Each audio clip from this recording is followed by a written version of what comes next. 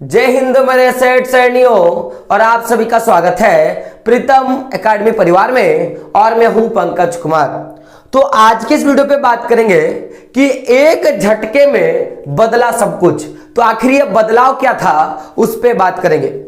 तो एक कहावत था कि जिस प्रकार लोगों की जिंदगी रातों रात बदल जाती है ना, उसी प्रकार झारखंड बोर्ड में पढ़ने वाले मैट्रिक और इंटरमीडिएट के छात्रों का एक अपडेट से जिंदगी जो है रातों रात बदलने वाली है।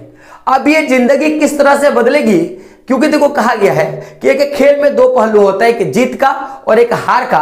तो अब आपका का पूरा मेहनत बताएगा कि आप उस बाजी पे जीतने वाले हो कि उस बाजी पे क्या करने वाले हो, हारने वाले हो। तो बात करेंगे मेन मुद्दा क्या है कि अभी आपको पता है कि एक आज के एक अपडेट आया है जिसमें यह बोला गया है कि झारखंड बोर्ड का जो एग्जाम पैटर्न है 2024 का, उसमें बदलाव होगा। और बदलाव ये बोला कि अभी जो आपका बदलाव होगा, जो आपके ऑब्जेक्टिव प्रश्न होंगे यानी कि जो एमसीक्यू जो प्रश्न होंगे वो 30 अंकों का केवल और केवल एग्जाम होगा। तो बच्चों का बहुत सारा डाउट आने वाला है, मुझे पता है, और मैं इस वीडियो पे सारे के सारे डाउट्स को दूर करूंगा। तो बच्चों का पहला डाउट था कि सर 30 अंक का अगर एमसीक्यू क्वेश्चन होगा यानी कि ऑब्जेक्टिव प्रश्न होगा, तो आप बताओ कितने अंकों का सब्जेक्टिव का एग्जाम होगा। अगर सब्जेक्टिव का अंक पता है तो आप ये मुझे बता दो कि वेरी शॉर्ट टाइप का क्वेश्चन यानी कि अति लघु उत्तरीय प्रश्न कितना पूछा जाएगा। सर लघु उत्तरीय प्रश्न कितना पूछा जाएगा यानी कि शॉर्ट टाइप का क्वेश्चन कितना पूछा जाएगा, और एलटीक्यू क्वेश्चन यानी कि लॉन्ग टाइप का क्वेश्चन कितना पूछा जाएगा। ये तमाम सारे चीजों के बारे में आज के वीडियो पे हम लोग जानकारी लेंगे। तो वीडियो बड़ा मजेदार है, क्यों? क्योंकि कहा गया है कि मुश्किलों से हार जाना आसान नहीं होता। आपको अगर सक्सेस करना है ना माय डियर फ्रेंड, तो मुश्किलों से लड़ना पड़ेगा। जब तक आप लड़ोगे नहीं तब तक आप जीतोगे नहीं। तो आज सबसे पहले हम लोग बात करेंगे कि आखिर क्या है माजरा। तो पूरी की पूरी जानकारी एक वीडियो में देंगे, लेकिन वीडियो को शुरू से लास्ट तक देखना, हो सके वीडियो थोड़ा बड़ा हो। तो सबसे पहले आपको दो चीजें समझना होगा, एक आपको नया वाला और दूसरा आपको समझना पड़ेगा पुराना वाला। यानी कि पुराना जो आपका पैटर्न था वो क्या था और जो नया वाला जो पैटर्न है वो क्या है, दोनों पे हम लोग बात करेंगे। तो सबसे पहले समझिएगा, पुराना पैटर्न जो था उसमें टोटल 100 मार्क्स का एग्जाम होता था, और ये जो 100 मार्क्स था वो दो भाग में बटा था। एक आपका था जो एमसीक्यू बेस पे होता, जिसका एग्जाम जो था OMR सीट पे लिया जाता था। किस पे? जिसमें आपको घेरने वाला था। अब एक जो एग्जाम होता था जो आपका सब्जेक्टिव बेस पे होता था। किस पे होता था? सब्जेक्टिव बेस पे एग्जाम होता था, जिसका आपका एग्जाम जो था वो उत्तर पुस्तिका में यानी कि मैं बोल सकता हूं कि जो आंसर शीट होता है उस आंसर शीट पे लेने वाला था। तो अब समझिएगा मेरा बात, यहां पे दो तरह का एग्जाम लिया जाता था 2024 में। 2024 से पहले यानी कि लॉकडाउन लाया, लॉकडाउन के बाद जो पैटर्न आया था जिसमें एमसीक्यू और सब्जेक्टिव दो बेस पे आपका एग्जाम होता था, इसमें हम लोगों ने देखा था कि जो आपके नंबर्स ऑफ क्वेश्चन जो आपके एमसीक्यू वाले होते थे, जिसमें 4 ऑप्शंस होते थे, 4 विकल्प होता था, वो 40 नंबर के पूछे जाते थे। यानी कि 40 प्रश्न आपका होता था एमसीक्यू यानी कि ऑब्जेक्टिव टाइप का, और नंबर सब जो आपका मार्क्स था वो 40 मार्क्स का परीक्षा आपका होता था सब्जेक्टिव बेस पे, यानी कि 40 नंबर का आपका सब्जेक्टिव बेस पे परीक्षा होता था। अगर मैं नंबर्स ऑफ क्वेश्चंस का बात करूं जो आपके लॉकडाउन के बाद जो क्वेश्चंस आया है, तो इसमें हर एक जो क्वेश्चंस आपका लिया जाता था वो 1 मार्क्स का लिया जाता था, और 40 प्रश्न पूछा गया, यानी कि कुल मिला के आपको 40 नंबर का एग्जाम यहां से आप देख के आते थे। लेकिन यहां पे नंबर्स ऑफ क्वेश्चंस में आपको बदलाव देखने के लिए मिला। किस प्रकार? यहां पे 3 तरह के क्वेश्चन पूछे गए थे आपका। मैं पुराना वाला सिलेबस बात करूं तो एक था आपका अति लघु उत्तरीय, मैं अति लघु लिख दे रहा हूं। एक आपका था लघु उत्तरीय यानी कि जो होता है 1 लाइन का, या एक लाइन का 1 वर्ड में आंसर देना होता था। एक आपका वो होता था जिसमें आपको 20 वर्ड में 30 वर्ड में आंसर देना होता था, और एक आपका होता था दीर्घ उत्तर प्रश्न जिसको आपको 100 प्लस वर्ड में आंसर देना होता था। तो हम लोगों ने देखा था कि अगर मैं नंबर्स ऑफ क्वेश्चंस का मैं केवल बात करूं, नंबर्स ऑफ क्वेश्चंस का, तो यहां पे 7 प्रश्न, यहां पे 7 प्रश्न और यहां पे 5 प्रश्न पूछा जाता था। लेकिन आपको आंसर कितना देना होता था उस पे आज खाली खाली बात करेंगे। तो यहां से आपको केवल और केवल 5 प्रश्नों का उत्तर देना होता था, और यहां से आपको 5 प्रश्नों का उत्तर देना होता था, और यहां से आपको 3 प्रश्नों का उत्तर देना होता था। पूछा तो 7 जाता था लेकिन आंसर केवल 5 का देना होता था, और यहां पे एक प्रश्न का आंसर जो आपको 2 मार्क्स की क्वालिटी था, यानी कि अगर आप यहां पे सही करते थे तो आपको टोटल 10 मार्क्स मिलता। यहां पे आपको हर एक प्रश्न का 3 अंक मिलता था, यानी कि यहां पे आप सही प्रश्नों को उत्तर करते तो 15 नंबर मिलता।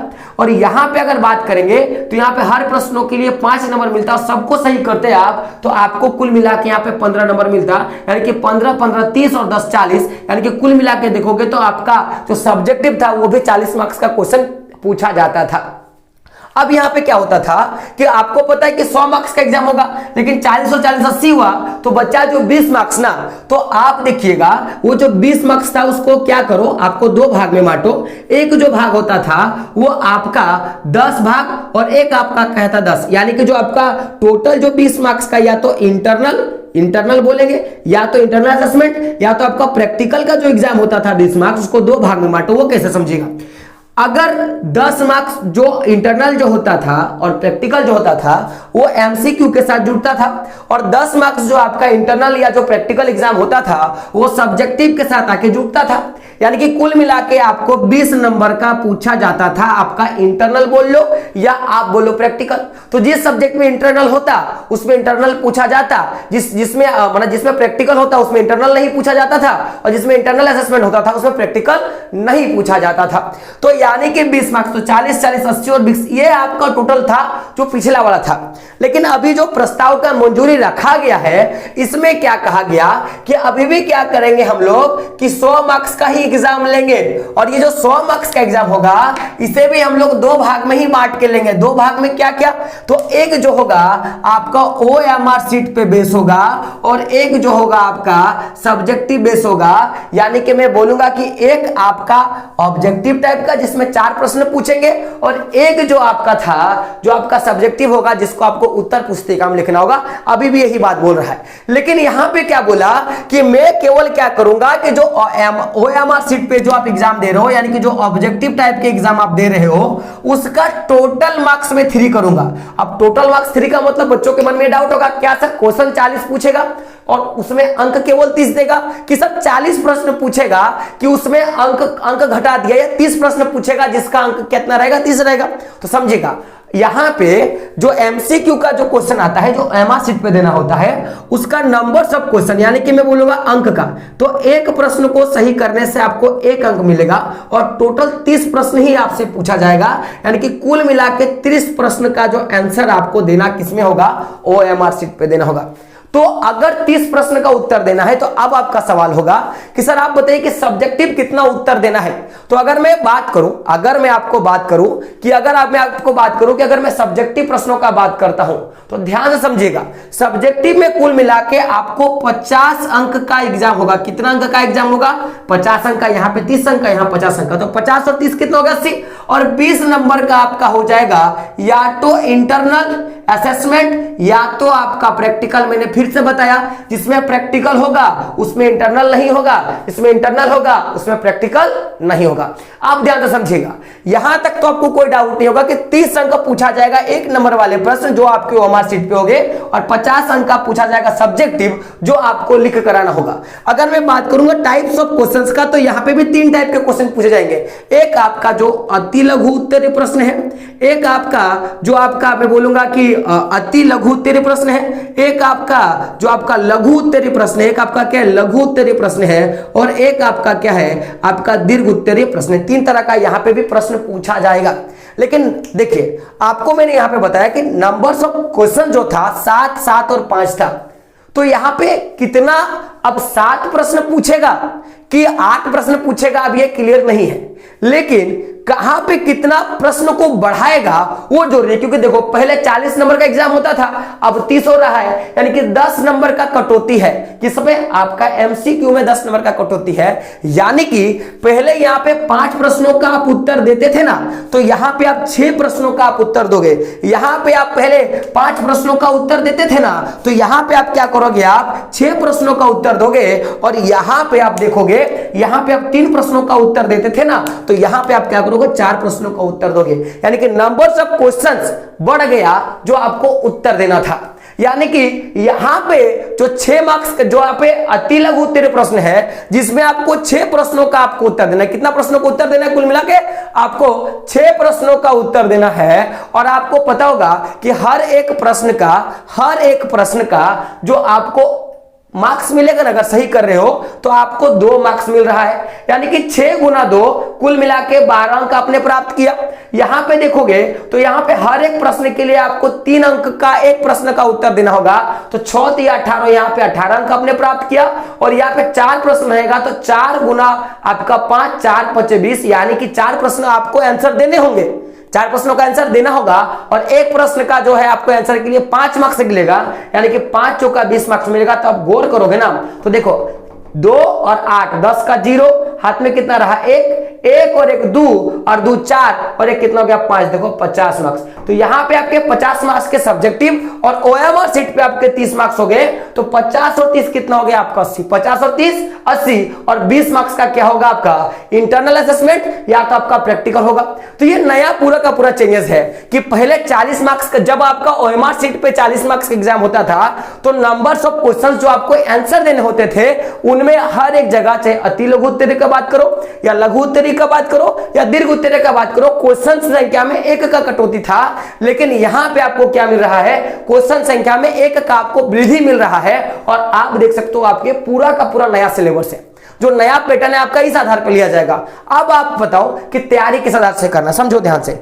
अगर आप एमसीक्यू बेस पे अभी भी तैयारी कर रहे हो तो आप सही तैयारी कर रहे हो, क्योंकि समझिएगा अगर आप एमसीक्यू बेस पे तैयारी कर रहे हो तो देखो पहले तो आपको यहां से 12 नंबर, पहले तो यहां से 12 नंबर और यहां से 30 नंबर, यानी कि 42 नंबर आपको केवल और केवल ऑब्जेक्टिव प्रश्नों को याद करने से आएगा। तो ऑब्जेक्टिव प्रश्नों पे ज्यादा फोकस करो और फिर उसके बाद आप इन सारे प्रश्नों पे फोकस करना, तो आपके नंबर्स ऑफ क्वेश्चन में इंक्रीजमेंट देखने के लिए मिलेगा और आप एक अच्छा मार्क्स लोगे। तो तैयारी किस प्रकार से करना है हम आपको बता रहे हैं। बाकी देखो एक चीज समझ लेना कि अभी आपका मौका है कि आप तैयारी कर लो, बाद में आपको मौका नहीं मिलने वाला है, तो मौका का फायदा उठाओ। जब आप मौका का फायदा उठा लोगे तो आपको लाभ होगा। सबसे पहला चीज क्या है कि आपको लाभ होने वाला है। अभी देखो एग्जाम का समय बहुत कम बचा हुआ है, क्योंकि बहुत समय नहीं है, बहुत जल्दी आपका एग्जाम आने वाला है, क्योंकि देखो 6 तारीख से एग्जाम शुरू है। तो तैयारी कर लो, क्योंकि अभी मौका है, बाद में फिर ये मौका आपको मिलने वाला नहीं है। अब बता सवाल के साथ तैयारी कहां से करेंगे यार, अब चेक तो करो चैनल पे बहुत सारा वीडियो बना हुआ है, जिससे आपकी एमसीक्यू का जो प्रॉब्लम होगा मैं वहां से आपको दूर करके दे सकता हूं। तो सबसे पहली चीज कि आपको क्या करना है, तैयारी करना है, क्योंकि जब तक आप तैयारी नहीं करते हो ना आपको मार्क्स नहीं मिलने वाले हैं। तो तैयारी करो, सही ढंग से तैयारी करो और जोश से तैयारी करो, क्योंकि कहा गया है कि हर बार ये समय और ये टाइम आपके पास नहीं आने वाला है। क्योंकि मैंने पहले ही बोला है कि बरसात से मुलाकात यूं ही नहीं होती, यानी कि परीक्षा से मुलाकात ऐसे नहीं होगा। तो बरसात से मुलाकात यूं ही नहीं होती, धरती को धूप से जलना पड़ता है। दैट मीन्स आपको मेहनत करना होगा, आपको उस प्रकार से मेहनत करना पड़ेगा जिस प्रकार एक धरती तप जाती है। तो बरसात से मुलाकात यूं ही नहीं होती, धरती को धूप से जलना पड़ता है। और शोहरत के शिखर पे चढ़ने के लिए, यानी कि आपको टॉपर अगर करना है तो शोहरत के शिखर पे चढ़ने के लिए एक दिन घुटनों के बल चलना होता है। जो कभी संघर्ष से परिचित नहीं हुआ वो इतिहास में कभी चर्चित नहीं हुआ। तो इतिहास में चर्चित होने के लिए आपको संघर्ष करना पड़ेगा। क्या करना पड़ेगा, संघर्ष करना पड़ेगा। तो ये पूरा का पूरा वीडियो था, कैसा लगा आपको बताना है। और साथ ही साथ चैनल पर नहीं हो तो चैनल को सब्सक्राइब करना है और बेल के आइकन क्या करना है, प्रेस करना है। तो दोस्तों मिलते हैं अगले वीडियो में, तब तक के लिए जय हिंद, जय भारत और आपका दिन शुभ हो।